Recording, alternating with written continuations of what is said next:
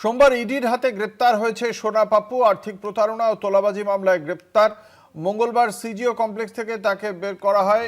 সোনাকে বিধাননগর মহকুমা হাসপাতালে নিয়ে যাওয়া হয়। মেডিকেল টেস্টের পর তাকে নিয়ে যাওয়া হয় আদালতে। সোনা পাপ্পুকে হেফাজতে নিয়ে কেন্দ্রীয় তদন্তকারী সংস্থা এই আর্থিক প্রতারণা এবং তোলাবাজি সম্পর্কে আর কারা কারা জড়িত রয়েছে, কার কি ভূমিকা ছিল, এই প্রত্যেকটি বিষয় জানতে চাইবে।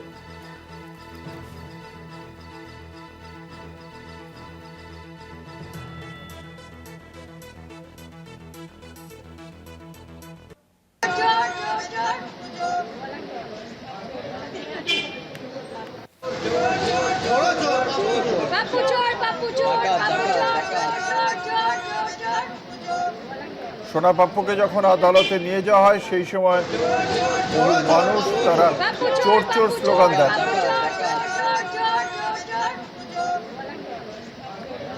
আপনারা দেখতে পাচ্ছেন বিধাননগর মহকুমা আদালতে পেশের সময় সোনা পাপ্পুকে যখন নিয়ে আসা হয়েছে সেই সময় চোর চোর স্লোগান দেন আদালতের বাইরে উপস্থিত বহু মানুষ।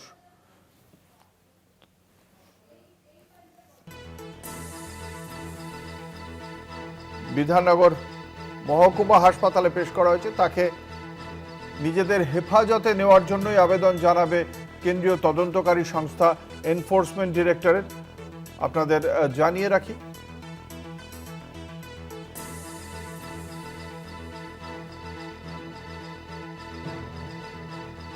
তার বাড়িতে এর আগে তল্লাশি অভিযান চালানো হয় ইডির পক্ষ থেকে। সোনার গয়না এবং তার পাশাপাশি লক্ষাধিক টাকাও উদ্ধার হয় তার বাড়ি থেকে। তারপর সোমবার দিন সোনা পাপ্পুকে তলব করা হয় সল্টলেকে ইডির অফিসে। সেখানে সকাল থেকে দীর্ঘক্ষণ ধরে জিজ্ঞাসাবাদের পর কাল রাত 9:30 নাগাদ তাকে গ্রেপ্তার করে কেন্দ্রীয় তদন্তকারী সংস্থা এনফোর্সমেন্ট ডিরেক্টরেট। তারপর তাকে আজকে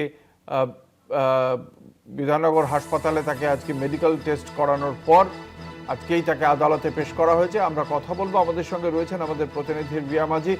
রিয়া, সোনা পাপ্পুকে জন্য কতদিনের হেফাজত চাইতে আদালতের কাছে চাইবে ইডি, এবং তার কাছ থেকে ঠিক কোন কোন তথ্যের জন্য নিজেদের হেফাজতে নিতে চাইছে কেন্দ্রীয় তদন্তকারী সংস্থা?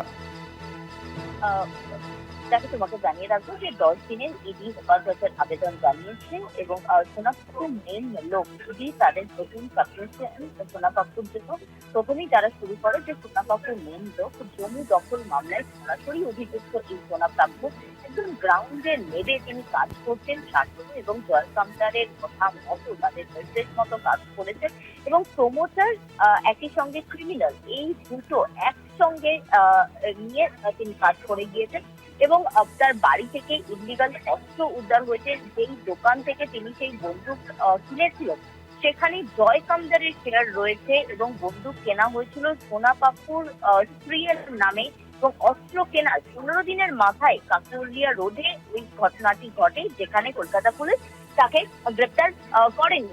সেই ঘটনার কথাও কিন্তু উল্লেখ করে আজকে ইডি।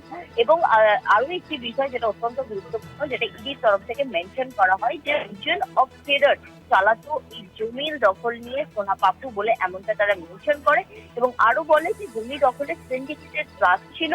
নিরীহ জমি মালিককে তারা প্রথমে তারা পিক আউট করতো এবং তারপরে কিন্তু তাদের থেকে তাদের উপরে সন্ত্রাসের ঝড় চালাতো এবং সিন্ডিকেটকে কাজে লাগিয়ে যাবতীয় টাকা তুলতো এই সোনা পাপ্পু এবং তারপর সেটা চলে যেত জয় কামদার এবং শান্তনু শিরা বিশ্বাসের কাছে।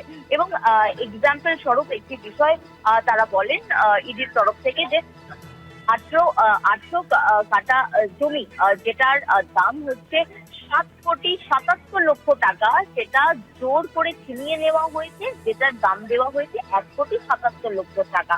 অর্থাৎ যেই জমিটার দাম 7,77,00,000 সেই জমিটা জোর করে ছিনিয়ে নিয়ে মাত্র 1,77,00,000 টাকা দিয়েছে। এবং এইভাবে কিন্তু তারা জোর করে জমি দখল করতো। প্রথমে তারা ভালোভাবে বলতো, না হলে পুলিশ দিয়ে হ্যারাসমেন্ট করা হতো। এখানে সোনা পাপ্পু কালকে এতদিন তো পালিয়েছিল, হঠাৎ করে ইডির দপ্তরে কালকে হাজিরা দিল কেন, সেটা কি মনে হয়? দেখো, সেই বিষয়ে কিন্তু ইডি তরফ থেকে স্পষ্টভাবে কিছু বলা হয়নি। তবে সেটা সূত্র মারফত জানা হচ্ছে যে এই এতদিন যে পলাতক ছিল তার পিছনেও কিন্তু একটি ইনফ্লুয়েন্সিয়াল কারোর কাজ করেছে। সেটা সম্ভবত এই শান্তনু শিলা বিশ্বাস বলে এমনটাই সূত্র মারফত জানা গিয়েছে। তবে কালকে তাকে তার এতদিন ব্যাক সাপোর্টে এই সোনা পাপ্পু ছিল, কালকে হঠাৎ করে তার স্ত্রীকে নিয়ে এই হাজিরা দেওয়াতে কিন্তু ইডিও এক প্রকার হকচকিয়ে গিয়েছিল। কারণ কালকে তার ডেট ছিল না, হঠাৎ করেই সে হাজিরা দেয় এবং এই বিষয়টাকে সেখানে যে এই শান্তনু শিলা বিশ্বাসের ওপরে চাপ ক্রিয়েট করার পরেই যে সে হাজিরা দিয়েছে সেই বিষয়টাও কিন্তু এক প্রকার নিশ্চিত ইডি। এবং ইডি আজকে নিজেদের এই সাবমিশনে তারা বলেন যে এই সোনা পাপ্পুর একাধিক কোম্পানি রয়েছে, যেখানে এসবি কনস্ট্রাকশন, যেখানে 2,14,00,000 টাকা ক্যাশ ট্রানজাকশনের হদিশ পেয়েছে ইডি।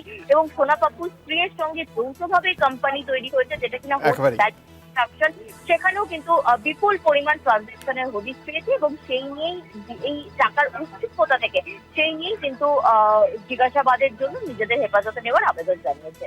ধন্যবাদ। আমাদের সঙ্গে ছিলেন আমাদের প্রতিনিধি রিয়া মাঝি।